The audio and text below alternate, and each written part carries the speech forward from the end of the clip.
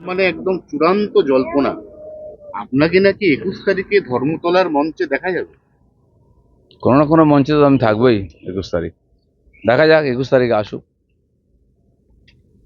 কিন্তু মানে এত বড় জল্পনার উত্তরে আপনার এই এক লাইন, মানে মানুষ জল্পনা, জানতে চায়। জল্পনাই তো চলে রাজনীতিতে, জল্পনা নিয়েই সব চলে। দেখা যাক কি হয়, মানুষ কি জানতে চায়।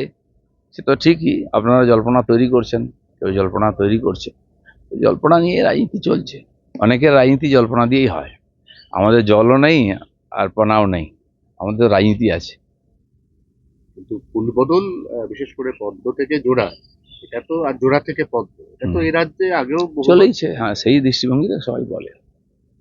মানে আর আপনার কিছু বিষয় বলুন, এই প্রশ্ন তো রোজ জিজ্ঞেস করতে হবে, এটা ছেড়ে দিন।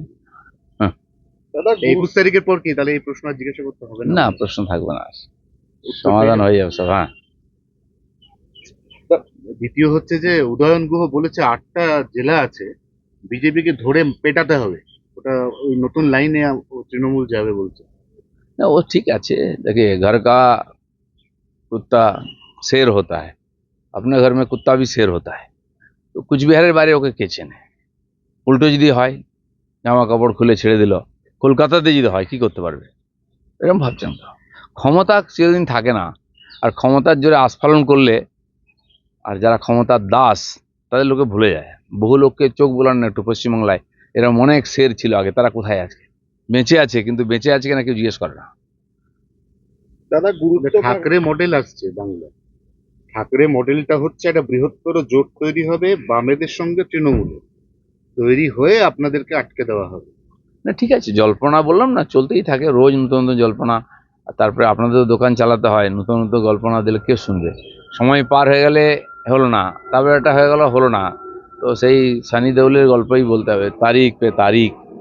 তো মানুষেরও সময় আছে, আজকাল সোশ্যাল মিডিয়ায় একটু ঘাঁটাঘাঁটি করে, লোকে চর্চাও করে, এতে রাজনীতি চলতে পারে না। দাদা, গুরুত্ব বাড়ছে মুরলীধর সেন লেনের, বিজেপি কর্মীদের আবেগকে গুরুত্ব দিয়ে কি পুরনো অফিসকে আবারও গতিশীল করার ভাবনা? আবারও কি আপনার দেখানো পথেই হাঁটছে সেই রাজ্য বিজেপি? সেটা আমি বলতে পারবো না, বর্তমান রাজ্য সভাপতি তিনি ঠিক করবেন কোথায় বসবেন, কিভাবে করবেন। আমাদের অফিস আছে, এটা ঠিক যে মুরলীধর সেন লেনের সঙ্গে একটা আবেগ জড়িয়ে আছে আমাদের।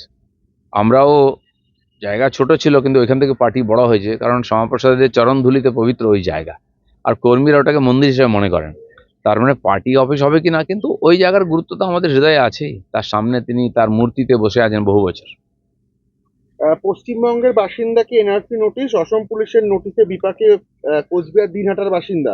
বিজেপির বিরুদ্ধে চক্রান্তের অভিযোগ করছে উদয়ন গুহ, পাল্টা তৃণমূলের ভূমিকায় প্রশ্ন পদ্ম বিধায়কের।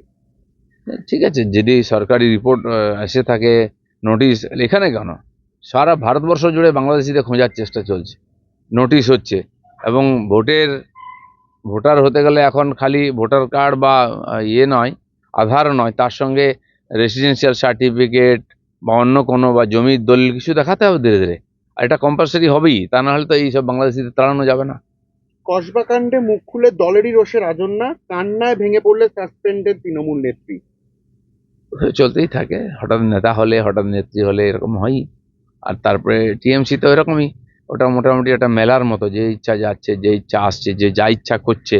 এদের সামলাতে গিয়ে মমতা ব্যানার্জি ব্যতিব্যস্ত, প্রশাসন কোথায় কেউ জানে না। থ্যাংক ইউ দাদা, ধন্যবাদ।